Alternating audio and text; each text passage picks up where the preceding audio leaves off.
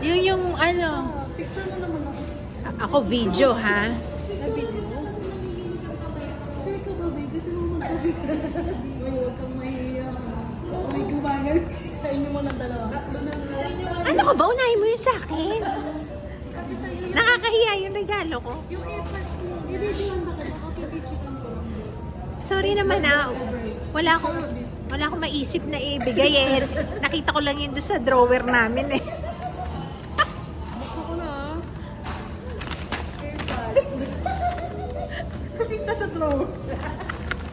Bukas na ba? Oy, Ninang Jules ha? Teka, baka may bukas dyan. Tingnan mo nga. Baka may bukas dyan. Bukas nga pang isa.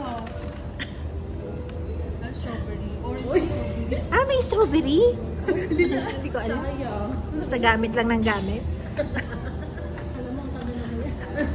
Gamit lang ng gamit. Baka naman nag-reuse na yan. Ang dami yung stock. Yes. Dami pang bagay yun. Parang isang araw, hindi lang isa nagagamit. Sobra ka naman. Teka lang. Ayan. Ang dami na mo. Yung isa kay Chris, yung isa sa akin, nakilagay lang kasi ito sa paper bag. Di ba may paper bag siya? Kay Chris yan. Ayaw gamitin ni Chris yung kanyang paper bag. Kasi dirty. Arte. May gamitin ko yan. Ay, ano ba yung... Alam mo ba yung ganyan ba? Ayoko i-ganon. Ilabas mo. Ilabas ko ba? Maganda yan.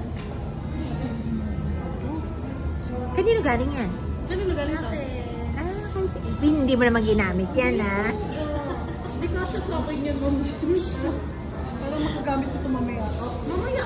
Ang ganda-ganda. Nasa kasal ba? Wala naman takip yung ano. Eh, parang pinagdamit mo pa ako. Ay, meron pa yung ano. Ay, meron pa yan. Meron pa. Eh, Sinulid siguro yun. parang si palok tali. Ano may tali ng robe? Ano ba ang tatakpan yan? Ano tatakpan dito? Ano tatakpan dito? Ay, kasi yan sa'yo. Hindi, parang patali lang ito lang. Ito. Dito. Tali ng robe? At Palok may sa robe. Robe pala yun. Comparing to me.